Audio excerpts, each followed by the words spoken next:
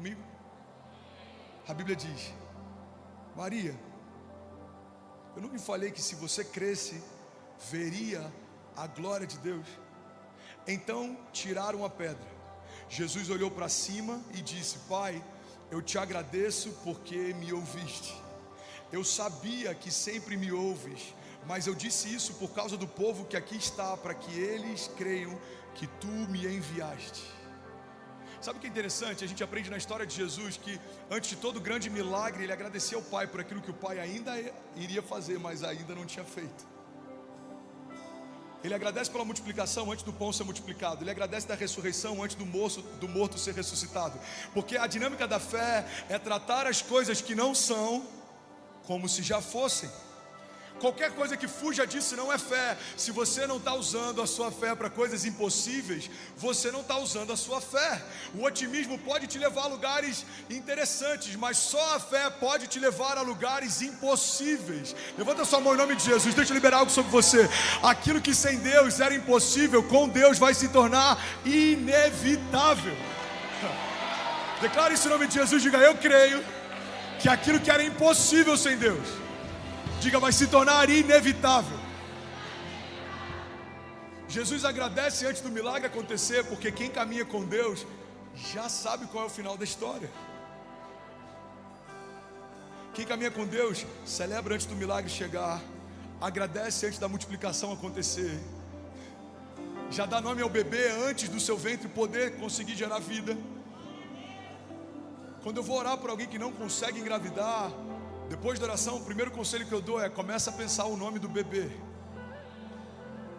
E essa é a diferença, irmão, de se mover por fé ou de esperar algo sobrenatural acontecer. Olha para mim. Antes de me converter, eu fiz algumas promessas. E a diferença das promessas de Deus e das promessas dos homens é que a promessa de Deus, Ele declara o que vai fazer. A promessa dos homens, a gente diz o seguinte: se Deus fizer a parte dele, eu faço a minha. Alguém já fez uma promessa desse tipo? Deus, se você abrir essa porta, eu vou fazer tal coisa. Alguém já fez isso? Deus, se você prosperar minha empresa esse ano, eu vou fazer tal coisa. Se você curar o meu filho, eu vou fazer o seminário do carisma. Tem algum carismático aí? Quero voltar e ter mais carismáticos da próxima vez, hein? O seminário teológico do carisma, a palavra da fé, o que mudou a minha história. E vai mudar a sua história também. Quanto mais a gente entende quem Deus é, mais a gente se move em autoridade sobrenatural. Então a gente faz assim: Deus, se você fizer, eu faço. Mas as nossas promessas nada mais são do que uma expressão de falta de fé, porque a gente está dizendo: se você fizer, aí eu faço. A fé significa: Deus, porque eu sei que você já vai fazer, eu entrego, porque eu creio que o Senhor já moveu. Eu derramo, porque eu creio que o Senhor já abriu. Eu descanso. Alguém está comigo, pelo amor de Deus? A fé é tratar as coisas que não são como se já fossem. É celebrar o milagre que ainda não aconteceu como se já tivesse acontecido. É já pensar no nome do bebê antes de poder engravidar. É você já celebrar aquilo que Deus prometeu que faria no futuro, mesmo enquanto isso ainda não esteja palpável para você no presente. O fato de algumas coisas ainda não serem palpáveis não significa que Deus não esteja fazendo, porque eu creio sem ver. Certamente os meus olhos verão.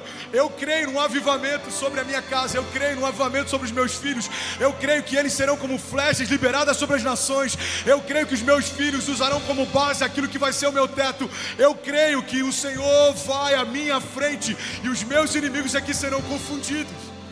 Você precisa abrir a sua boca e declarar: eu creio que o Senhor não depende de nada natural para mover o sobrenatural. Eu creio que 2022 já é o melhor ano da minha vida.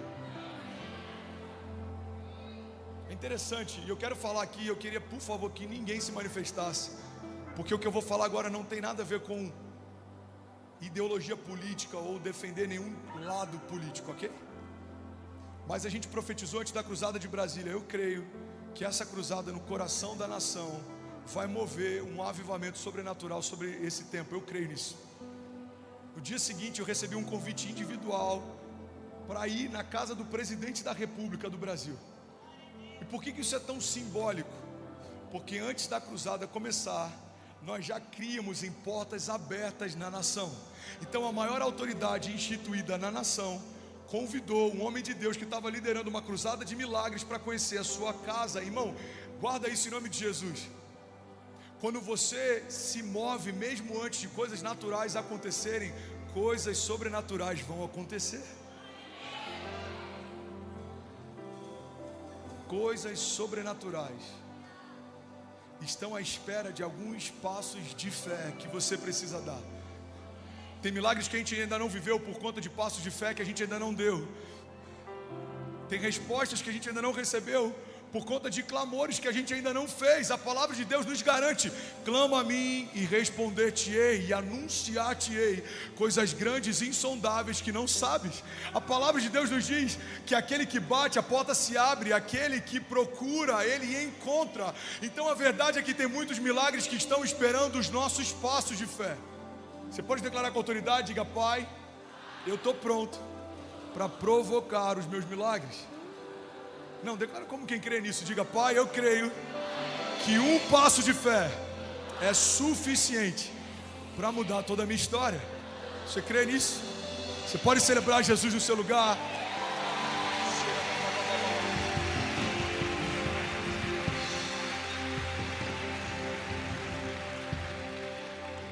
Então, depois de dizer isso, Jesus bradou em alta voz: Lázaro, vem para fora. E a Bíblia diz que então o morto saiu com as mãos e os pés envolvidos em faixas de linho e o rosto envolto num pano. Então disse-lhe Jesus: tirem as faixas e deixem ele ir. A próxima chave que eu quero liberar, eu já falei sobre ela dezenas de vezes, mas pode ser novo para alguém. Jesus libera uma palavra que alcança um homem morto. E por mais que o seu tímpano não funcionasse, por mais que ele não ouvisse o que Jesus falava, toda a criação ouviu e se submeteu. Irmão, pega essa chave em nome de Jesus. O milagre que você vai viver não tem a ver com aquilo que você sente, tem a ver com aquilo que Deus fala. Lázaro não ouviu Jesus chamar, mas a criação ouviu e obedeceu. Tem muita gente que não está vivendo milagres porque está esperando sentir para acreditar. Os seus milagres não são sensoriais. Paulo diz: eu não me movo por aquilo que eu vejo, mas por aquilo que eu creio. Porque vamos ser sinceros, se a gente depender de acreditar nos cenários ao nosso redor para crer que Deus vai fazer algo sobrenatural, Deus não se moveria em meio a tempestades como fez com os discípulos, ou não dançaria com a gente no fogo como fez com aqueles 3 homens. Deus não estaria com a gente em meio a cova de leões como fez com Daniel. Irmão, os cenários podem ser de morte, mas a palavra que Deus tem para nós, ela sempre gera vida. Então tem momentos que a gente precisa fechar os nossos olhos e ouvir aquilo que está saindo da boca de Deus a nosso respeito. Quanta gente deixa de viver milagre porque está esperando o cenário ser propício para se mover. Irmão, você não depende dos cenários para viver o maior romper da tua história, porque Deus não depende de um cenário para ser Deus. Olha para mim, recebe isso em nome de Jesus. Os cenários são só um pano de fundo para aquilo que Jesus vai fazer. O cenário da mulher do fluxo de sangue, morte, cheirava mal, perdeu tudo que tinha, estava isolado da família há anos. Mas a boa nova é que Jesus estava passando por ali, e no cenário da vergonha dela, ela viu a dupla honra de Deus. Eu acho que eu falei sobre isso alguns meses atrás aqui em Alphaville, sobre aquele milagre do cuspe de Jesus sendo colocado sobre a visão de um homem cego.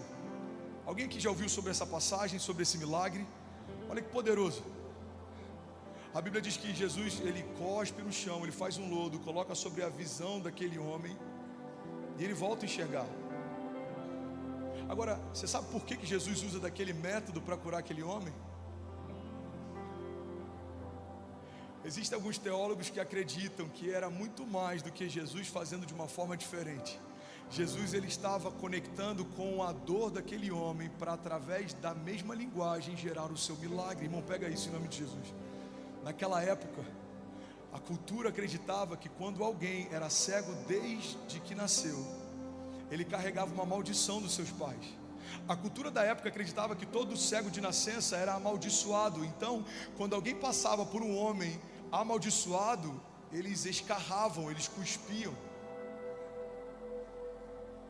Então, até aquele dia, todas as vezes que aquele homem cego de nascença ouvia o som de alguém cuspindo, ele sabia que alguém estava o amaldiçoando. Só que tem um momento em que ele ouve o som daquele cuspe. O que ele não sabia é que seria a última vez que aquele som lembraria da sua vergonha, porque a partir daquele momento, aquele som apontaria para o seu milagre. Guarda isso em nome de Jesus. Jesus é especialista em ressignificar a nossa dor, porque é no lugar da vergonha que a dupla honra de Deus é estabelecida. É no lugar da morte que Ele gera vida, no lugar da ferida que Ele gera cicatrizes. É no lugar do não dos homens que a gente ouve o sim de Deus. É no lugar da falta que Ele transborda. É no meio do deserto que Ele multiplica. Irmão, é quando nada existe que o agir de Deus entra em cena. A terra pode ser sem forma e vazia, mas uma palavra de Deus move o sobrenatural. A sua situação pode parecer sem sentido, mas uma palavra de Deus pode mudar a sua história. Você está comigo? Diga amém. Você tem noção do nível do cuidado de Deus? Aquele homem está lá sem enxergar e ele ouve o som de alguém cuspindo, e na mente dele é: mais alguém me amaldiçoando. Jesus usa a mesma linguagem que envergonhava aquele homem, para através dessa mesma linguagem trazer ele de volta à vida. Irmão, recebe isso em nome de Jesus. A mesma linguagem que o inferno usa para te parar, é essa linguagem que Deus vai usar para te mover. Da mesma linguagem que o inferno usou para te envergonhar, é nessa linguagem que a dupla honra de Deus vai restabelecer você. Isso não é positivismo, isso não é evangelho açucarado, isso é a verdade de Deus. Porque uma família que se divorciou, mas foi restaurada, pode ser levantada como um outdoor da graça de Deus. A verdade é que Deus está à procura de homens que queiram fazer história com Ele, porque as pessoas vão olhar para aquilo que a gente está vivendo com Deus, e elas vão crer que verdadeiramente Deus ainda faz milagres.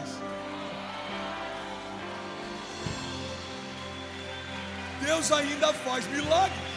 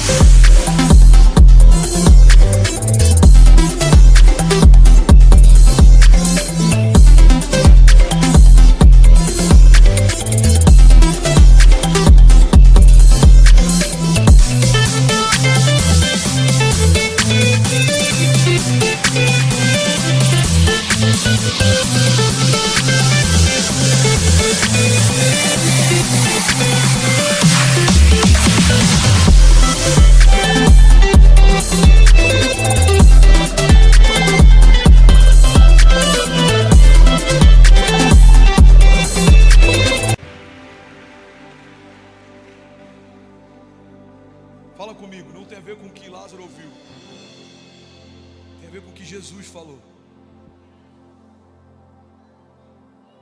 Jesus abre a boca e libera algo. Algo precisa acontecer. A gente pode até ficar sem resposta para algumas interações que a gente faz. Você já mandou WhatsApp para alguém que não te respondeu, você já ligou para alguém que não te atendeu. Mas quando Deus abre a boca e comunica algo, toda a criação precisa dar uma resposta ao que foi falado. Deus não é um comunicador de ideias.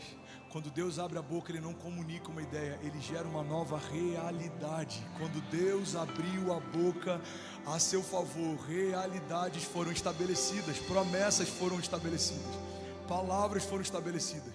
E aí, tudo bem? Você acabou agora de assistir um vídeo. Se você ainda não está inscrito, já se inscreve também no nosso canal.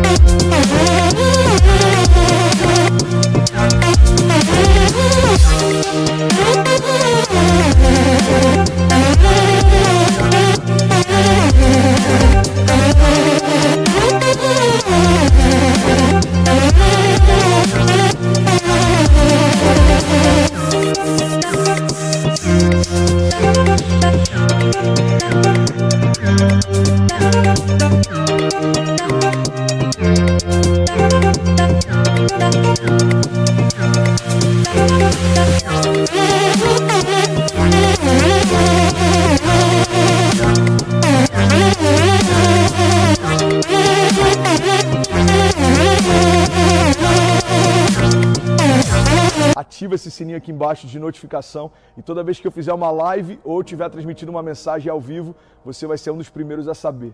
Mas eu deixei mais 2 indicações aqui que eu espero que façam muito sentido para você. Então já aproveita e clica para assistir a próxima mensagem, beleza? Seja bem-vindo ao time de incendiários e eu espero de verdade que essas mensagens mudem a sua vida como elas têm mudado a minha também. Até a próxima. Valeu!